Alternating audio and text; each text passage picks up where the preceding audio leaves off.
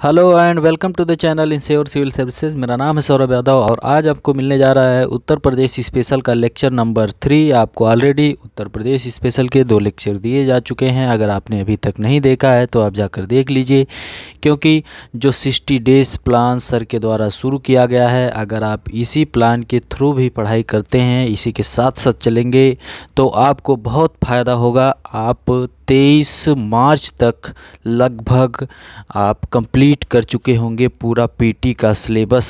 Okay, तो इसलिए एकदम सही तरीके से लग जाए। जितने लेक्चर आपको मिल रहे हैं उसको आप लोग रेगुलर देखते रहिए, थोड़ा नोट्स बनाइए, आपको बहुत फ़ायदा होगा।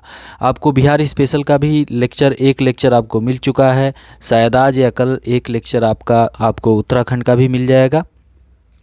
तो आप अगर अभी तक ज्योग्राफ़ी नहीं पढ़े हैं तो ज्योग्राफ़ी का लेक्चर इसी प्लेटफॉर्म पर, इसी ईसीएस के यूट्यूब पर आपको संपूर्ण भारत का भूगोल और फिर वर्ल्ड ज्योग्राफी से रिलेटेड भी लेक्चर डिजिटल बोर्ड पर कंप्लीट किया गया है। उसको आप लोग देख लीजिए, बहुत सी बेसिक जानकारी आपको वहां से मिल जाएगी। उसके बाद बाकी आप लोग पढ़ते रहिए, ठीक है।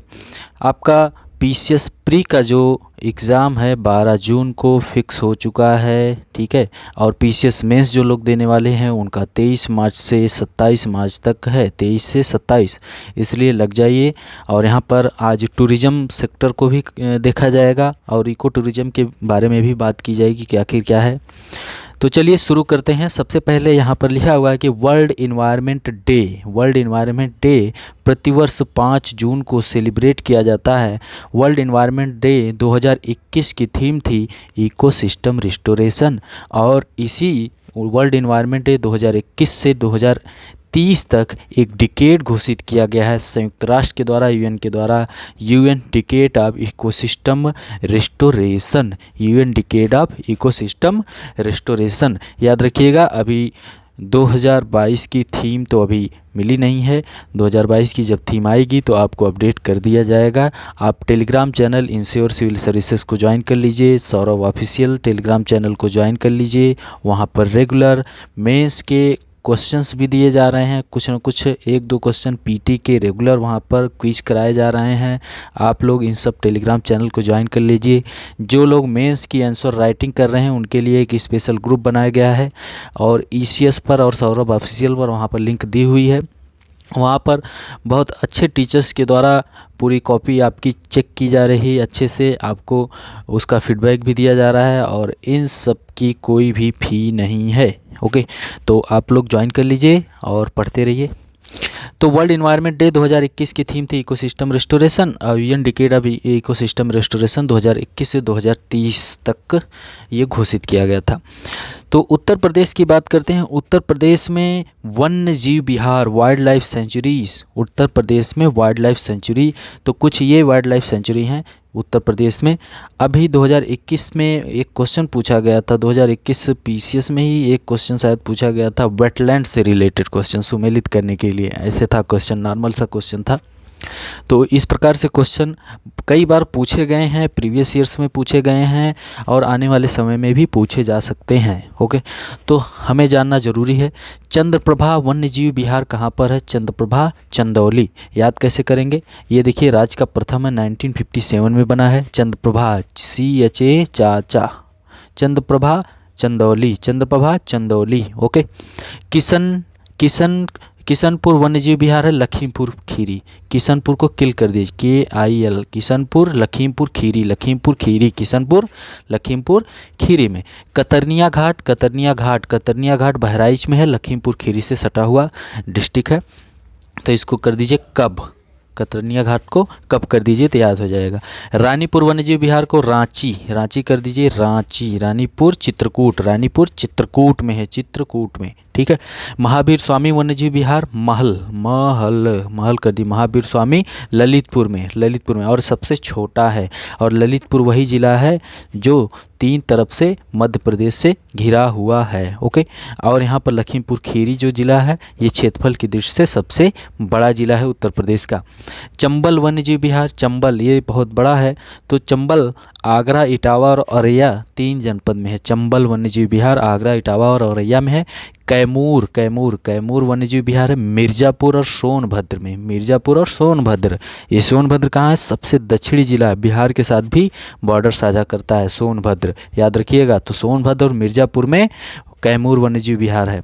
हस्तिनापुर वन्यजीव विहार जो है कि मेरठ, मुरादाबाद, मुजफ्फरनगर, हस्तिनापुर वन्यजीव विहार मेरठ, मुरादाबाद, मुजफ्फरनगर। ओके, ये सबसे बड़ा है। और सबसे छोटा है महावीर जो ललितपुर में।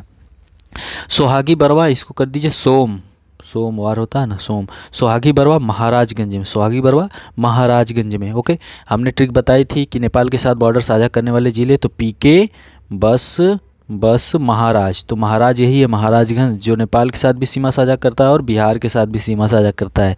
बिहार का पश्चिमी चंपारण जिला इससे सटा हुआ है। सुहेलवा कहाँ है? सुहेलवा बहुत न्यूज में था। तो सुहेलवा वन्यजीव विहार है श्रावस्ती और बलरामपुर में, ओके। पीलीभीत टाइगर रिजर्व वन्यजीव विहार पीलीभीत में ही है, पीलीभीत टाइगर रिजर्व और वन्यजीव विहार पीलीभीत में ही है। तो ये चीज़ें आसानी से आपको याद हो सकती हैं। हो सके तो आप इसको नोट कर लीजिए, या फिर आपके पास कोई भी बुक हो उसमें आप ये सब ट्रिक्स जो हैं उसको आसानी से उसमें लिख लेंगे तो आपको बहुत फ़ायदा होगा। चलिए आगे बढ़ते हैं। आगे यहाँ पर ISFR की रिपोर्ट को देखने से पहले हम लोग थोड़ा सा देख लेते हैं। यहाँ पर ये रहा आपका बर्ड सेंचुरी। उत्तर प्रदेश में हमने वाइल्ड लाइफ सेंचुरी देखा, तो हम बर्ड सेंचुरी देखते हैं। पक्षी विहार की बात करते हैं तो कई पक्षी विहार हैं उत्तर प्रदेश में, जैसे बखीरा संत कबीर नगर में है। लाख बहोसी सेंचुरी है, लाख बहोसी है कहाँ पे? कन्नौज में, लाख बहोसी कहाँ पे है? कन्नौज में। लाखों की बात हो रही थी, यानी सबसे बड़ा ये है। नवाबगंज बर्ड सेंचुरी जो है चंद्रशेखर आज़ाद बर्ड सेंचुरी इसका नाम कर दिया गया। ये एक वेटलैंड भी है और ये उन्नाव में है और राज्य का प्रथम है। ये कहाँ पर है? उन्नाव में। उन्नाव जो है आपको देखेंगे लखनऊ के बीच में उन्नाव है। उसके बाद इधर आपको पड़ जाएगा कानपुर नगर डिस्ट्रिक्ट, फिर इधर आपको मिलेगा Kanpur Dehat district. Okay, Parvati अर्गा bird sanctuary कहाँ है? गोंडा में है। और ओखला सेंचुरी कहाँ पे? गाजियाबाद और गौतम बुद्ध नगर में। गाजियाबाद और गौतम बुद्ध नगर में ही आपका नोएडा है, new Okhla industrial development authority. तो ओखला कहाँ है? गाजियाबाद और गौतम बुद्ध नगर में फैला हुआ है। पटना बर्ड सेंचुरी सबसे छोटा है एटाह जनपद में पटना बर्ड सेंचुरी है। ओके, समान बर्ड सेंचुरी मैनपुरी में है, मैनपुरी। समसपुर रायबरेली में सांडी, ठीक है। सांडी बर्ड सेंचुरी हरदोई में है। सरसई नवार वेटलैंड भी है, इटावा में है। सुरहा ताल जयप्रकाश नारायण बर्ड सेंचुरी बलिया में, ठीक है। बलिया यानी सुरहा ताल बर्ड सेंचुरी याद रहे। विजय सागर महोबा और हमीरपुर में। सूर सरोवर पक्षी विहार आगरा में। भीमराव अंबेडकर पक्षी विहार प्रतापगढ़ में है। अब हम लोग ISFR जो अभी नई वाली रिपोर्ट आई है उसके अनुसार देखते हैं कि उत्तर प्रदेश में फॉरेस्ट कवर कितना है, ट्री कवर कितना है, कौन कौन से ज़िले उत्तर प्रदेश के हैं जहाँ पर सबसे ज़्यादा फॉरेस्ट कवर है, कौन सा ज़िला सबसे कम फॉरेस्ट कवर है। कल थोड़ा सा मिस्टेक हो गई थी, थोड़ा करेक्शन है। कल जो है कि एक प्रकाश यादव जी ने कमेंट किया था कि सबसे कम क्षेत्रफल वाले ज़िले, तो उसमें 4 ज़िले हैं, जैसे हापुड़ है, भदोही है, शामली है और गाज़ियाबाद है। हापुड़, भदोही, शामली, गाज़ियाबाद सबसे कम हापुड़ में है, फिर उससे थोड़ा सा ज़्यादा भदोही में है क्षेत्रफल, और फिर शामली में है, फिर गाज़ियाबाद में है। तो हापुड़, भदोही, शामली, गाज़ियाबाद। वाणी के परीक्षा वाणी जो आती है उसके प्रीवियस ईयर के बुक जो है, इसके पहले साल वाली बुक जो है उसमें हापुड़ के बाद गाज़ियाबाद दिया हुआ था, लेकिन कई जगह चेक करने के बाद हमें मिला, दृष्टि IAS की बुक भी देखने के बाद सब पता चला कि हापुड़ पहले नंबर पे है, भदोही है, फिर शामली है, फिर गाज़ियाबाद। हापुड़, भदोही, शामली, गाज़ियाबाद क्षेत्रफल की दृष्टि से सबसे कम क्षेत्रफल वाले 4 ज़िले क्रमशः इस तरह से, हापुड़ के बाद भदोही। और यही क्वेश्चन उत्तर प्रदेश PCS 2021 में पूछा गया था। सर्वाधिक क्षेत्रफल वाले 4 ज़िले, सबसे ज़्यादा क्षेत्रफल वाले ज़िले लखीमपुर खीरी, सोनभद्र, हरदोई, सीतापुर। लखीमपुर खीरी, सोनभद्र, हरदोई, सीतापुर। ओके, ये चीज़ याद रखिएगा। ISFR की रिपोर्ट भारत में 1987 से प्रति 2 वर्ष पर जारी की जाती है। अभी इसके पहले 2019 की रिपोर्ट आई थी। अब इस वर्ष 2021 की रिपोर्ट आईएसएफआर की आई हुई है, जो 17वीं रिपोर्ट है। ठीक है, India state of forest report forest survey of India के द्वारा निकाली जाती है, ministry of environment forest and climate change. Okay, तो इसमें एग्जैक्ट डेटा जो है कि उत्तर प्रदेश का अभी निकल के सामने नहीं आ रहा है, लेकिन इतना डेटा है। फॉरेस्ट कवर आप सर्च करेंगे कई जगह तो आपको मिलेगा कि 6.88% जो है कि फॉरेस्ट कवर है उत्तर प्रदेश में, और ट्री कवर जो बढ़ के 3.05% हो गया है। अभी के लिए इतना याद रखिए कि 6.88% फॉरेस्ट कवर है और 3.05% ट्री कवर है। ओके, और टोटल मिलाने के बाद 9.93% है फॉरेस्ट और ट्री कवर। 9.93% फॉरेस्ट और ट्री कवर है। और उत्तर प्रदेश सरकार का टारगेट है कि 2030 तक फॉरेस्ट और ट्री कवर को 15% कर दिया जाए। उत्तर प्रदेश के क्षेत्रफल का 15% फॉरेस्ट एंड ट्री कवर कर दिया जाए। उत्तर प्रदेश का क्षेत्रफल है 2,40,928 स्क्वायर किलोमीटर। अगर ये 100% है, ये 100% ही है, ये 100% क्षेत्रफल है, इसका 15% क्या हो जाए, forest and tree cover Uttar Pradesh का कर दिया जाए। और वर्तमान में आईएसएफआर की रिपोर्ट के अनुसार 9.93% forest and tree cover Uttar Pradesh में है, याद रखिएगा। टॉप 4 एरिया वाइज, टॉप 4 जिसमें क्षेत्रफल वाइज जो फॉरेस्ट कवर है, तो सबसे ज़्यादा सोनभद्र में है। ठीक है, फिर लखीमपुर खीरी में। हमने क्षेत्रफल की बात की थी, ये फॉरेस्ट क्षेत्रफल है। यहाँ टॉप 4 जो है फॉरेस्ट क्षेत्रफल है, लेकिन सिर्फ क्षेत्रफल की बात करें, क्षेत्रफल वाइज सबसे बड़े ज़िले की बात करें तो लखीमपुर खीरी है, सोनभद्र है। और फॉरेस्ट वाइज करेंगे तो सोनभद्र पहले फिर लखीमपुर खीरी है। ठीक है, याद रखिएगा, दोनों इधर उधर करेंगे कंफ्यूज हो जाते हैं लोग, लेकिन याद रखिएगा क्षेत्रफल की बात करेंगे तो लखीमपुर खीरी, फिर सोनभद्र, फिर हरदोई, सीतापुर।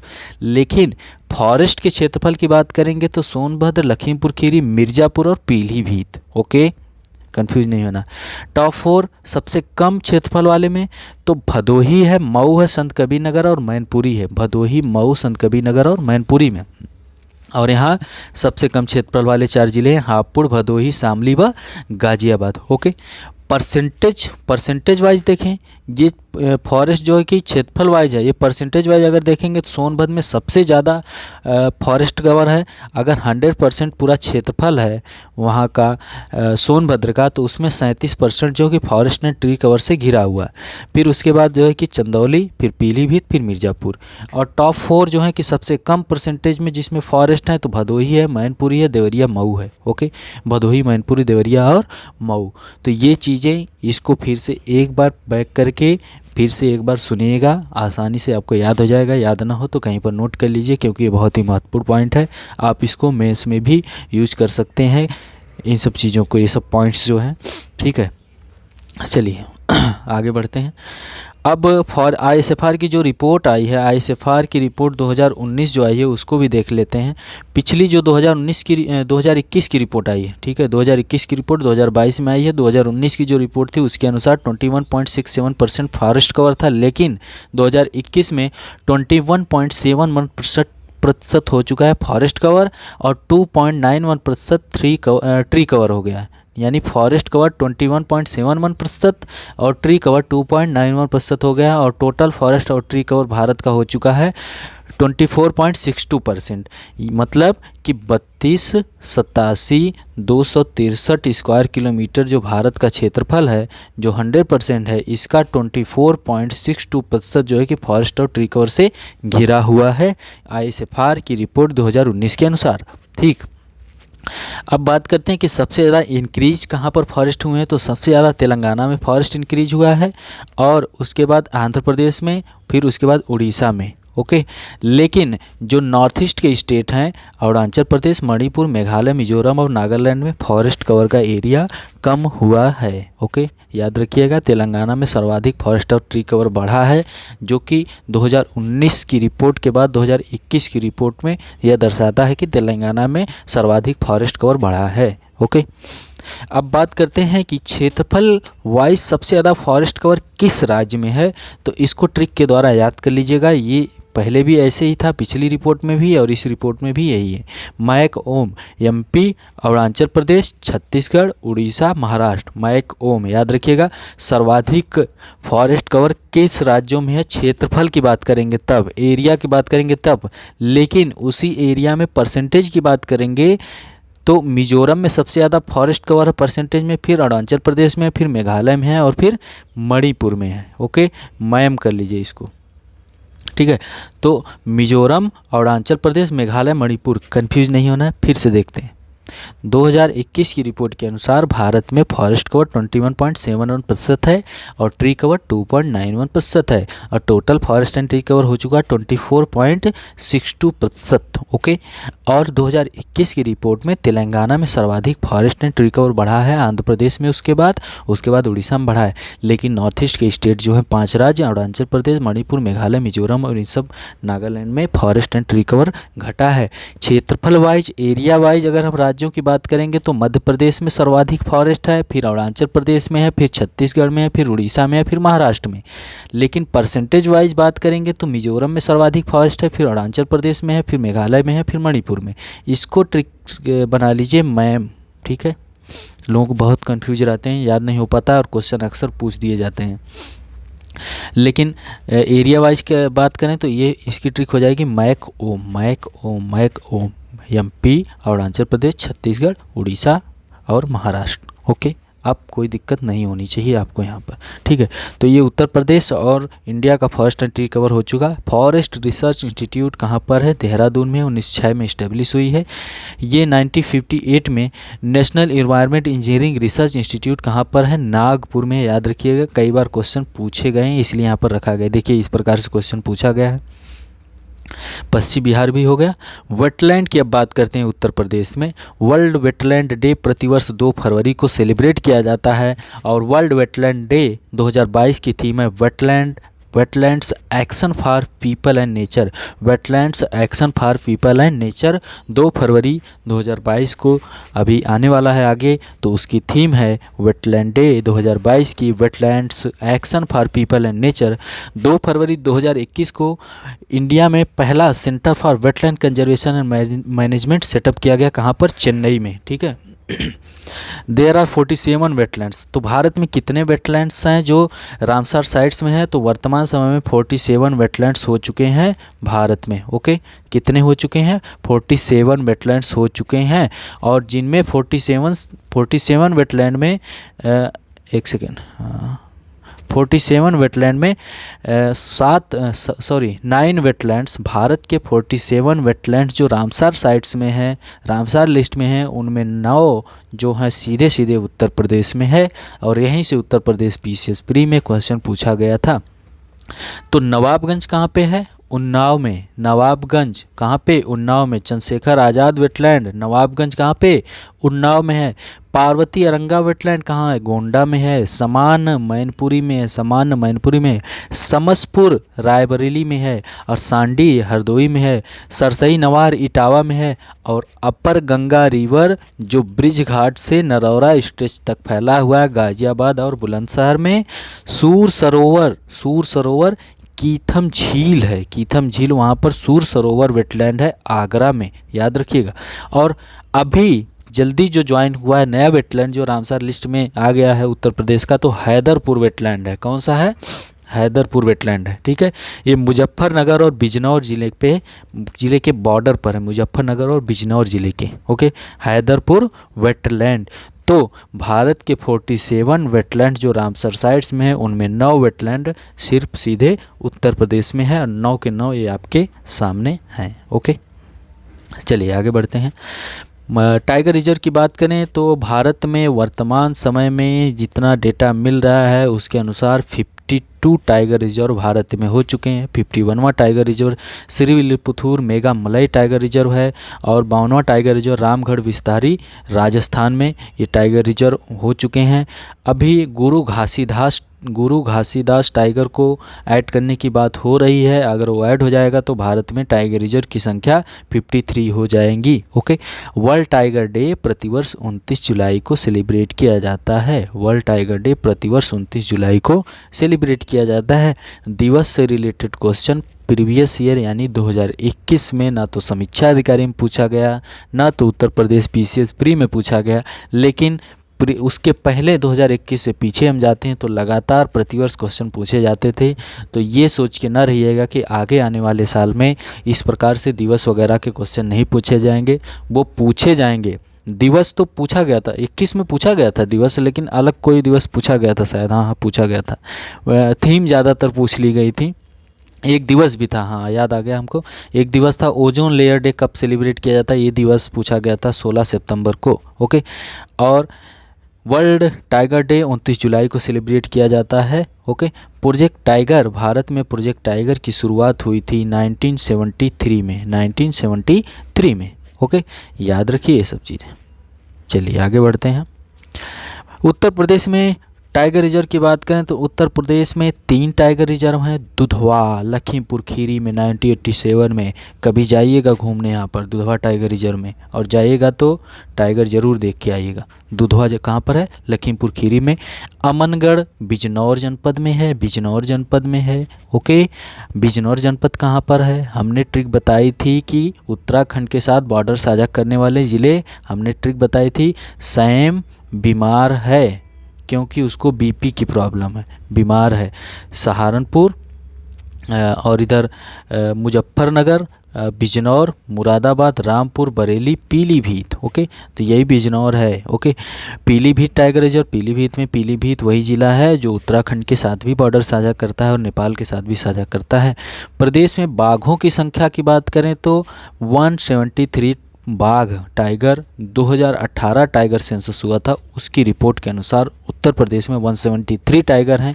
और ये टाइगर सेंसस जो होता है 4 वर्षों में एक बार होता है। अब जैसे 2018 में हुआ था तो अब 2022 में टाइगर सेंसस आएगा। ओके, इस टाइगर सेंसस 2018 के अनुसार भारत में सर्वाधिक टाइगर 2967 टाइगर कहाँ पर हैं, मध्य प्रदेश में हैं। Okay, national park Uttar Pradesh में बात किया जाए तो सिर्फ एकमात्र नेशनल पार्क है, दुधवा नेशनल पार्क है जो लखीमपुर खीरी में है। ओके, चलिए आपके लिए एक क्वेश्चन यहाँ पर बन जाता है कि भारत के किस राज्य में सर्वाधिक टाइगर रिजर्व हैं, भारत के किस राज्य में सर्वाधिक टाइगर रिजर्व हैं। ओके, नंबर 2, सबसे छोटा टाइगर रिजर्व भारत का कौन सा है, ठीक है, सबसे छोटा टाइगर रिजर्व भारत का कौन सा है।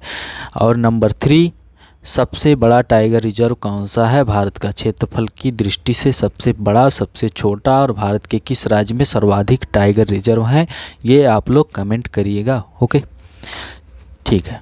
अब चलिए देखिए यहाँ पर राज्य में प्राणी उद्यान कितने हैं, 3 हैं। नवाब वाजिद अली शाह प्राणी उद्यान लखनऊ में है, यहाँ पर लोग घूमने जाते हैं। तो दूसरा है एलन फॉरेस्ट प्राणी उद्यान कहाँ पर है, कानपुर में है। अशफाक उल्ला खान प्राणी उद्यान कहाँ है, गोरखपुर में है, ठीक है। Lion and elephant safari park Chambal अभ्यारण्य इटावा में है। मयूर संरक्षण केंद्र कहाँ पर है, वृंदावन में। वृंदावन कहाँ है, मथुरा कहाँ है, मथुरा में ही। बरसाना है ना, बरसाना में होली मनाई जाती है, लठमार होली, लाठी से मारते हैं, देखिएगा यूट्यूब पर लाठी से मारते हैं, कभी जाइएगा बंदे तो फिर, ठीक है। तो मयूर संरक्षण केंद्र वृंदावन में है। ओके, तो अब आगे देखते हैं इको टूरिज्म क्या होता है। इको टूरिज्म से related question Uttar Pradesh PCS mains में पूछा जा सकता है। 2021 का जो मेंस है 2022 में 23 मार्च से 27 मार्च तक जो होने वाला है। तो eco tourism is a form of tourism involving responsible travel using sustainable transport to natural areas, conserving the environment and improving the well being of the local people. Eco tourism पर्यटन का एक रूप है जिसमें प्राकृतिक क्षेत्रों के लिए जिम्मेदार यात्रा, टिकाऊ परिवहन का उपयोग करना, पर्यावरण का संरक्षण और स्थानीय लोगों की भलाई में सुधार शामिल है। ओके, इको टूरिज्म क्या करता है, eco tourism focuses on socially responsible travel, personal growth and environmental sustainability.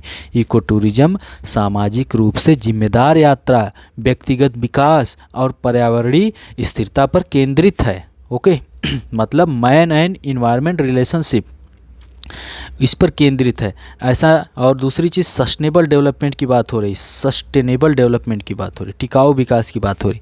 ऐसा नहीं, यही तो हर्डल्स है, मेन हर्डल्स जो है, मेन चैलेंज जो इको टूरिज़्म में है कि उसको मैनेज करना।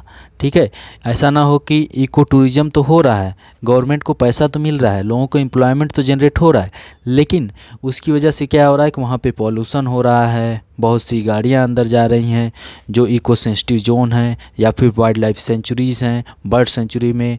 ठीक है, ज़्यादा भीड़ भी हो रही है, उसकी वजह से भी प्रॉब्लम हो रही है। लोग 10 रुपए वाला कुरकुरे लेके जाते हैं, उसका रेफ़र वहीं पर फेंक के चले आते हैं। ठीक है, तो ये सब ना हो। बॉटल में आप लेके गए कोल्ड ड्रिंक और वहाँ पे पीने के बाद उसको फेंक दिए, तो ये सब जो है कि नहीं करना है। ठीक है, ओके, आगे बढ़ते हैं। तो यही इको टूरिज़्म है। और उत्तर प्रदेश की वेबसाइट, जो उत्तर प्रदेश टूरिज़्म की वेबसाइट है, उस पे लिखा हुआ है कि यूपी नहीं देखा तो इंडिया नहीं देखा, यूपी नहीं देखा तो इंडिया नहीं देखा। और वहाँ पर एक वीडियो जो है टूरिज़्म को प्रमोट करने के लिए उत्तर प्रदेश सरकार के द्वारा बनवाए गए हैं, उसको ज़रूर देखिएगा आप। हम आपको लिंक इस वीडियो के डिस्क्रिप्शन में दे देंगे। और उत्तर प्रदेश में टूरिज़्म की policy 2018 tourism policy Uttar Pradesh सरकार की है। किस प्रकार से टूरिज़्म को बढ़ावा देने की बात कर रही है सरकार, और ये पॉलिसी जो उत्तर प्रदेश टूरिज़्म पॉलिसी, इसमें क्या क्या चीज़ें कही गई हैं उसके पहले हम लोग देख लेते हैं कि इंडिया टूरिज़्म स्टैटिस्टिक्स जो 2019 में आई है, उसमें Uttar Pradesh accounts for about 3.8 million foreign tourist आए थे 2018 में, which accounts for 13% of all foreign tourist in India in 2018। ठीक है, उत्तर प्रदेश अकेले 13%। Overall UP stand second after Tamil Nadu in tourism domestic और फॉरेन, मतलब कि उत्तर प्रदेश दूसरे नंबर पे है तमिलनाडु के बाद, फॉरेन टूरिस्ट और डोमेस्टिक टूरिस्ट दोनों को मिलाकर। ओके, तो उत्तर प्रदेश की टूरिज़्म पॉलिसी 2018 क्या कहती है कि कुछ प्रोविजंस है कि एम्प्लॉयमेंट, टूरिज़्म को बढ़ावा देकर हम एम्प्लॉयमेंट बढ़ाएंगे, जिसके द्वारा 5 लाख प्रतिवर्ष जॉब देंगे लोगों को, 5 लाख लोगों को प्रतिवर्ष जॉब देने की बात की गई है। इन्वेस्टमेंट किया जाएगा, 5,000 करोड़ का इन्वेस्टमेंट करने की बात की गई है। और कई जगह पर टूरिज़्म सर्किट बन रहे हैं, अभी हम देखेंगे। हेरिटेज होटल्स की बात किए गए हैं कि 50 heritage hotels will be set up for tourist. Heritage hotels होंगे, अब जहाँ पर जैसे कि दुधवा है वहाँ पर होटल्स होंगे, तो लोग जाएंगे वहाँ पर रुकेंगे, 1-2 दिन रहेंगे। ठीक है, eco tourism, government aims to attract 1 lakh additional tourist to national parks and wildlife sanctuaries, various fairs and festivals. बहुत से फेयर और फेस्टिवल वहाँ पर ऑर्गेनाइज किए जाएंगे कि ताकि लोग वहाँ पर पहुँचें और फेयर्स या फेस्टिवल्स जो भी वहाँ पर हो रहे हैं उसको देखें। प्रीवियस ईयर में बहुत से फेस्टिवल्स हुए हैं, सरकार के द्वारा वहाँ पर कराए गए थे। तो ठीक है, हाँ, most preferred policy aims to make Uttar Pradesh most preferred tourist destination. Policy का मुख्य एम यही है कि most preferred tourist destination Uttar Pradesh को बनाया जाए। Okay, bed and breakfast scheme भी शुरू की गई है उत्तर प्रदेश टूरिज़्म पॉलिसी में, ये सब कुछ दिया हुआ है। अगर उत्तर प्रदेश टूरिज़्म पॉलिसी के से रिलेटेड मेंस में क्वेश्चन आता है तो ये सब जानना आपको ज़रूरी है। बाकी पीटी के लिए ये चीज़ें महत्वपूर्ण हो जाती हैं कि टूरिज़्म सर्किट कौन कौन से उत्तर प्रदेश में बनाने की बात की गई है। Ramayana circuit, Braj circuit, Buddhist circuit, wildlife and eco tourism circuit, Bundelkhand circuit, Mahabharata circuit, Shaktipeeth circuit, आध्यात्मिक circuit, Sufi circuit, Jain circuit. ठीक है, तो ये क्वेश्चन बन सकता है और ये पॉलिसी में ही है, टूरिज़्म पॉलिसी 2018 में ही है ये। ओके, और टूरिज़्म को उत्तर प्रदेश सरकार ने इंडस्ट्री का दर्जा दे दिया है। टूरिज़्म को उत्तर प्रदेश सरकार ने इंडस्ट्री का दर्जा दे चुकी है। ठीक है, टूरिज़्म टूरिस्ट पुलिस की भी बात की गई है टूरिज़्म पॉलिसी 2018 में। The present strength of tourist police to be increase from 150 to 650, 150 से 650 बढ़ाने की बात की गई है। ओके, और लैंड बैंक बनाने की बात की गई है। Creation of land bank by procuring land on long term lease and develop them to increase tourist attraction. Okay, तो ये सब टूरिज़्म पॉलिसी में दिया गया है।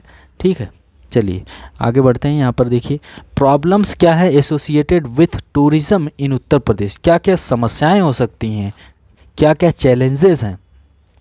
डेफिशिएंट इंफ्रास्ट्रक्चर, इंफ्रास्ट्रक्चर की फैसिलिटी सही तरीके से नहीं अवेलेबल है, टूरिस्ट जाएं कैसे। Poor transportation connectivity to many tourist places, okay. Deficiency of specialised workforce available नहीं है जो पूरी तरीके से स्पेशलाइज्ड हो। Inadequate sanitation, sterility and hygiene at tourist places, okay, ये सब भी समस्याएं हैं। No management of tourist specially at religious tourist sites, religious tourist site जैसे कि वाराणसी हो गया, अयोध्या हो गया, मथुरा हो गया, ओके, इन सब जगहों पर। Heritage site lack conservativeness, heritage site lack conservativeness. Deficiency of trained and certified guides for tourist, सही तरीके से गाइड्स नहीं है वाराणसी में। वैसे वाराणसी में आप सारनाथ जाएंगे तो वहाँ पर गाइड्स मिल जाएंगे आपको। Molestation of visitors via trespasser and anti social elements, इसीलिए पुलिस की व्यवस्था करने की बात की गई कि 150 से कितना बना दिया जाए, कर दिया जाएगा 650 कर दिया जाएगा, ताकि इन मंचलों को आसानी के साथ सुधारा जा सके। ओके, तो ये टूरिज़्म पॉलिसी थी उत्तर प्रदेश सरकार की जो 2018 में आई है। मेंस में क्वेश्चन बन सकता है, इको टूरिज़्म से क्वेश्चन बन सकता है। इको टूरिज़्म होता क्या है वो हमने बता दिया है। इको टूरिज़्म को बढ़ावा देने के लिए सरकार कई सर्किट बना रही है, उसको आप लोग देख लीजिएगा। वैसे भी इको टूरिज़्म में आप wild life sanctuary, bird sanctuary, national park, tiger reserve, ये सब जो है कि यहाँ पर, और वेटलैंड्स, यहाँ पर इको टूरिज़्म हो सकता है बहुत अच्छे तरीके से। चैलेंजेस मतलब वही प्रॉब्लम्स जो हमने बताया कि चैलेंजेस जो है कि यहाँ पर ये जो प्रॉब्लम्स हमने बताया है कि उत्तर प्रदेश में प्रॉब्लम्स एसोसिएटेड विथ टूरिज़्म इन उत्तर प्रदेश, ये सब चीज़ें आप वहाँ पर लिख सकते हैं चैलेंजेस में। ओके, तो ये वेटलैंड हो गया उत्तर प्रदेश में, बर्ड सेंचुरी हो गई, wild life sanctuary, forest research institute के बारे में भी जान गए, ISFR की रिपोर्ट को जान गए, आप उत्तर प्रदेश में ट्री कवर को जान गए। ठीक है, तो आज का लेक्चर यहीं तक रखते हैं। अगले लेक्चर में कुछ और अच्छी जानकारी PT और मेंस को लेकर आपके सामने प्रस्तुत हो जाएगी। बहुत बहुत धन्यवाद।